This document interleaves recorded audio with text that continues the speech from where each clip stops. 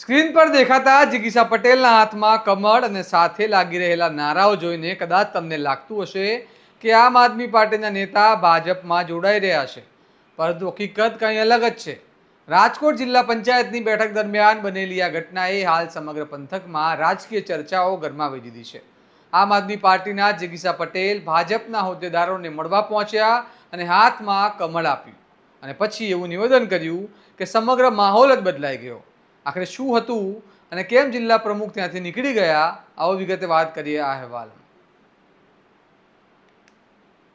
નમસ્કાર, હું ચિરાગ વર્ષાબેન, આપ જોઈ રહ્યા છો સ્વમાન.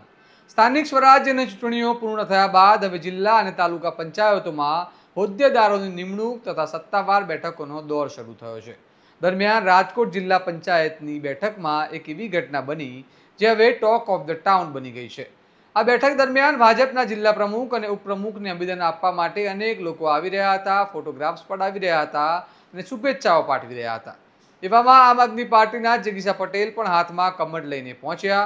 શરૂઆતમાં ત્યાં હાજર ઘણા લોકોને લાગ્યું કે કદાચ કોઈ રાજકીય સંકેત આપવામાં આવી રહ્યો છે અથવા પક્ષ પરિવર્તનની ચર્ચા છે, પરંતુ થોડા જ પળોમાં આખી સ્થિતિ બદલાઈ ગઈ. જિગીશા પટેલે ભાજપના જિલ્લા પ્રમુખને કમળ આપતા કહ્યું કે જેમ આ કમળ કરમાઈ ગયું છે તેમ ભાજપ પણ કરમાઈ જવાની છે. આ નિવેદન બાદ ત્યાં હાજર કાર્યકરો અને લોકોમાં નારેબાજી શરૂ થઈ ગઈ હતી. મામલો વધુ ચર્ચામાં ત્યારે આવ્યો જ્યારે જિગીશા પટેલે જિલ્લા પંચાયતના પ્રમુખને શુભેચ્છા પાઠવતા સાથે કહ્યું કે જનતાના કામ કરજો.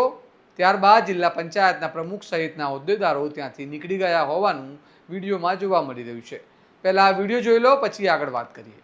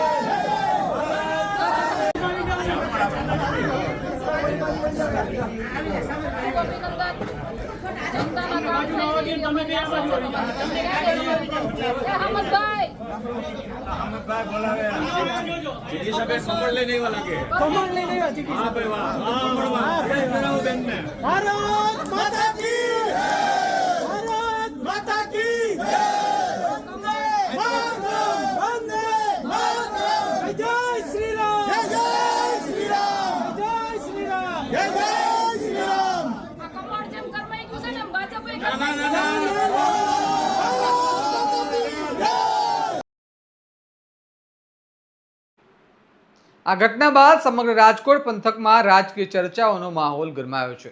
કેટલાક લોકો જિગીશા પટેલના આ અંદાજને રાજકીય વ્યંગ અને હિંમતભર્યું નિવેદન કહી રહ્યા છે, એટલે કેટલાક લોકો આ ઘટનાની ટીકા પણ કરી રહ્યા છે.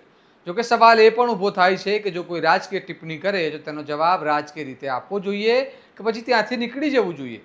કદાચ હોદ્દેદારોને લાગ્યું હશે કે વાત વધુ આગળ વધશે તો નવા સવાલો ઊભા થશે અને વિવાદ વધી શકે છે, પરંતુ હાલ તો આ સમગ્ર ઘટના સોશિયલ મીડિયા અને રાજકીય વર્તુળોમાં ભારે ચર્ચાનો વિષય બની ગયું છે.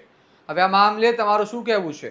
શું જિગીશા પટેલનો આ અંદાજ યોગ્ય હતો કે પછી રાજકારણમાં આવી પ્રતિકાત્મક ટિપ્પણીઓ વાત વધુ ગરમાવે છે? તમારો અભિપ્રાય અમને કમેન્ટમાં જરૂર જણાવજો અને આવા જ રાજકીય અહેવાલો માટે તમારા સ્વમાનને લાઇક, શેર અને સબસ્ક્રાઇબ કરવાનું ભૂલતા નહીં. નમસ્કાર.